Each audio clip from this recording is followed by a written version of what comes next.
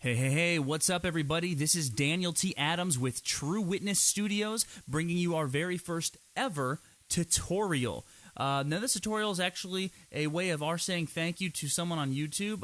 If I pronounce your name incorrectly, I apologize, but the name is Daichi489. He's got a bunch of visual effects on his site. I highly recommend you check him out. And the reason we're saying thank you to him is because he helped us bump our Dumb Ops video up over 500 views in just a matter of a few days. So, Daichi, we appreciate it. So everybody go out there, subscribe to his channel, check out his work as you're seeing some of it play right now on the screen, and just tell him, hey, the True Witness fans appreciate you and thank you very much. So make sure you drop him a line. So let's go ahead and jump into this tutorial. As I said, this tutorial has to do with our Dumb Ops video. Here's the shot that we're going to be looking at. It's where the shot where the bad guy is looking up and out pops a UFO. So what the question was of us is, how did we get the UFO to look like it was coming up over the house? So we're not going to be looking at the glow effects that we used on the UFO or any of the other type of effects that we used on it. Just simply, how did we mask it and composite into the shot? So why don't we go ahead and jump over to the tutorial. Now here's what we got. We got a shot. The original shot that we took was just the bad guy who was played by myself. So yes, it was very poorly acted. And we're just looking at the part of the shot where the camera's locked down after the pan, and the UFO should be in the sky already. So we're not going to look at the panning of the camera, because if you noticed back in the original shot, yes, the camera did pan up, but that required some motion tracking. And all of that, both the UFO and the motion tracking, all was done by our CGI team, Light Top Studios. Also make sure you check them out. And I'll actually show you a video they just put out later on at the end of the tutorial. But all of the UFO and the CGI, as well as the motion tracking, was done inside of Blender 2.65. So shout out to our Light Top Studios. But rather than spending time looking at motion tracking, since this is not a motion tracking tutorial, we'll just look at how we got the UFO into the shot. So what we have here is a basic composition. Just drag the footage into After Effects, is the program that we're probably using about 95% of the tutorial, or excuse me, the Dumb Ops video. And I have the footage layer right down here at the bottom, which is the layer that you're looking at. It's just the raw footage. And then I went ahead and dropped in the UFO layer right on top of it. So there you go. That's what the UFO looked like beforehand. Now this is just a still frame that we have here of the UFO. We don't actually have the footage here, but this is mainly just to show how we composited it into the shot. So let's get started. What I started out doing was I took the footage layer and I duplicated it. And you can do that by going up to Edit, Duplicate, or just by hitting Control-D on your keyboard. With the footage layer selected, we'll drop it above the UFO layer, so it looks like we're just back at square one. And what we're going to do is a process called rotoscoping. It's basically where you cut out something and create a mask for another layer or any other layers behind that layer to be hidden. So if we create a mask of the house on this copy of the footage layer, then everything else behind it will appear, all the layers below it, will appear like they're behind the layer. And here's how we do that.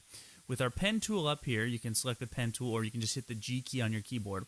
We're going to start drawing a basic mask. And what we're doing is just drawing a basic outline around the house, okay, or any part that we want the UFO not to be seen through. Obviously, we don't want it to be seen above the house or on top of the house. We want it to be seen coming up from behind the house. So that means not just the house, but also these areas in here. If your shot's going to require that the UFO is over in this section, then you're going to want to go ahead and mask those out as well. So to save us a little bit of time and not make you sit here and watch me as I rotoscope this entire house out, what I'm going to do is I'm going to jump over to a composition where that has already been done. So here's the house layer, named house, and if I solo that layer, what you're going to see, that's the audio layer, if you solo it by first turning on that layer and then soloing it with this little button there, you're going to see how the house has been perfectly cut out. So any of the layers behind it, for instance, the UFO layer here, it's going to look like it's just coming up above the house. And I'll go ahead and show you what the mask looked like on the house layer, and there it is. It's just this yellow line that is completely cutting out the house. Now, I didn't cut out the bad guy. I'm going to show you in a second how we did that separately. I just went ahead and when it came to the areas where the bad guy was, I just imagined where the roof line of the house would carry on in that shot. So that's basically what we have here is just a simple mask. And I'm going to show you also by selecting the house layer and hitting M on the keyboard so we can pull up the different masks. You'll notice we have these two red masks. Let me zoom in here for you. We have these two little masks here that I was telling you about. And basically all we did for those is the original mask is set to add because we want that part of the house seen. But this part of the footage we don't want seen, so we took those two masks and we set them to subtract. This way it got rid of them. If we had set them to add, you would see here how it keeps that part of the footage. We don't want that because now we can't see the UFO through it. So you simply just set that to subtract and voila, you can see through that part of the chimney. So very basic rotoscoping techniques. You just draw your outline and just close it up and you've got yourself a nice mask. Now we're going to go ahead and take a look at how we did. So once you have your mask set up that we were drawing here, I'm not going to go ahead and finish that mask. I'll just close it up and then I'll just delete that mask here for you. What we're going to do is we're going to look at how we created and cut out the bad guy. Now you have a couple options. One option is obviously you can have a green screen in front of him and add him in later to the shot. The other option is you can do exactly what you did with the house and just rotoscope by drawing a mask with your pen tool around the bad guy. Just make sure if you do that technique, you're going to have to keyframe it because he's not standing completely still. He's actually acting very poorly as if he's scared. So, you know, you'll have to make sure you keyframe your mask all around him. But what we did, and if you have one of the newer versions of After Effects, there's a new tool, and it's called the Roto Brush tool. And I'll show you how we did that. Basically, we'll go ahead and just hide these layers for right now. What I did is I took yet another copy of the footage layer, and I duplicated it. So come up to Edit and Duplicate. And we can just move that up here. You can even rename it by clicking on it and hitting the return key on your keyboard. We can say bad guy. And we can also name this one. This is, you know, the house. It's always good to keep organized. So if you're running, I just finished up a project where I think there was 80 layers inside of After Effects, and if had I not named them and even color coded them, I would have been lost completely. So it's always good just to keep your timeline organized and neat so you know what you're looking at. So here we have the bad guy. So if you're going to use the Roto Brush technique, and select the layer that you're going to want to use, and come up here to where the Roto Brush tool is. It looks like a little guy with a paintbrush, and you just select that, and then I just go ahead and double-click the bad guy layer.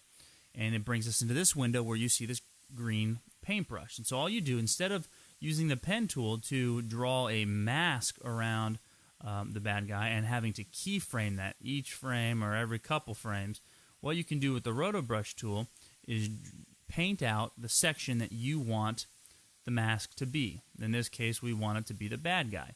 We want to keep him in the shot, and we want to get rid of everything else. And so you give the computer a second to think, and then when it's done, it creates this pink line around the area you just painted. Now, down here, you'll notice this part isn't cut out.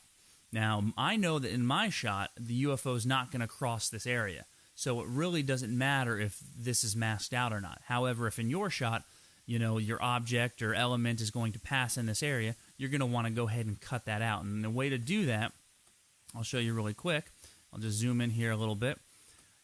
Regularly, the Roto Brush tool is set to green, but if you hold down the Alt key on your keyboard, it becomes red. And the area then that you paint will basically subtract that from the mask. So now you can see how it comes in here and subtracts it. You just want to make sure if it makes it a little unclean, you go in there and keep it nice. You can, you know, clean up this point over here if you want, really keep it nice. However you want to do it, the more time you spend on it, the better. This is just a quick tutorial we're trying to go through here for you.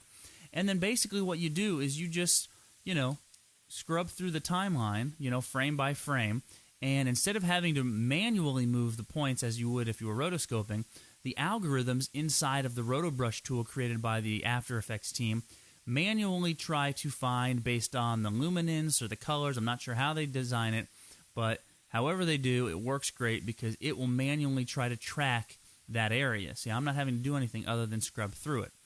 Now, once you have completed your entire section of your timeline that you need to cut out, you just click on the freeze button. It will tell you how many frames there are. I only did 39, or there should have been, 90-something frames in this shot completely. And it will go ahead and it will scrub through and basically freeze all of the roto brushing that you've done. And that's important to make sure you hit that freeze button before you begin, or else it's not going to work properly for you. So when it's done, it's done. You don't have to really do anything else. And I think it's still working, so if I have to pause this, let me just pause this and I'll be right back. Okay, we're back. The roto brush tool is finished freezing it, so I can just close out that layer. And then you'll notice if we solo the bad guy layer, he has been cut out. And there's some feathering options you can choose to smooth out. Excuse me. The mask, you can expand it by this, raising up the choke. So if you were off a little bit, it will make it look a lot nicer for you.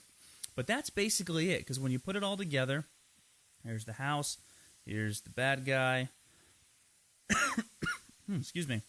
You will have yourself a nice composite. And that basically is how we did that. So, once your compositing is done, you can go in and have fun. Even if you don't have, let's say, an animated UFO to work with, you can still, use some of the positioning and scaling techniques inside of After Effects, or some of the 3D, geometry stuff to, get some pretty cool effects. Like it's a spaceship, So just get creative. That's what the point of Dumb Ops was to show you that you can get creative with just using the tools that you have before you, just a little bit of imagination and a little bit of fun, and you can have some really, really incredible stuff. So that's it for the very first tutorial. Again, we want to thank Daichi489 for all of his help and for subscribing to the channel. So for those of you watching, thank you for watching. Again, if you want more information, you can go to our website. It's truewitness.com. This is the website for our band, True Witness. This little guy over here, I don't know if you can see him, holding the bass guitar with the orange tie and the funny-looking mohawk. That is me. So if you're ever, at one of our shows, stop by and say, hey, thanks for the tutorial, or say, hey, your tutorial taught me nothing, and then I'll say, okay, cool, sorry about that. I'll try better the next time. But, we have information about our band. If you're interested, you can check out the band portion of our website. We got tour dates. We have, music clips you can listen to, featured videos and stuff, as well as we have an online store where you can go and, get your very own copy of our latest CD. The CD is titled Send Me, so definitely want to check out a copy of that. Or maybe you're not maybe a music listener, but you're more of a reader. You'd like to cuddle up on the couch in front of a fireplace with a warm Snuggie and a glass of hot cocoa. Then check out my very first debut novel that I just finished. It's called Beyond the Gate, and you're going to like it. It's fiction, suspense, psychological thriller, and you're going to enjoy that. So we got a lot of stuff on there for you. But if you go on over to the studio tab, you'll find information about the True Witness Studios and some of the film concepts we've done. And there's Dumb Ops right there. You can check that out. Or you can go on over to some of the commercials we've done, a documentary, concert samples, or even promotional work. So if you're looking for video work to be done, you can contact True Witness Studios by just filling out this form right here, whether it be video or audio. We have a full working studio, web design, graphic design, you name it. We can get it done for you. So, definitely feel free to stop on by here, say hello to us. Make sure you watch Dumb Ops if you haven't done so yet already. And that's pretty much it. So I did tell you earlier before we wrap, I was going to show you a video just put out by our CG department, who does all of our CGI work inside of Blender 3D, which is a great open source program. So if you have not yet seen it, or if you have not seen the product or used the product of Blender, www.blender.org. It's open source, so it's free, and you can get involved into the animation process as well. But they just released a video test animation, so I figured I would show it to you now because it's very funny. It is a turtle doing the Gangnam Style dance. So I figured you'd want to check that out and enjoy it. So from here at True Witness Studios, this is Daniel T. Adams signing off, saying, see you next time. God bless.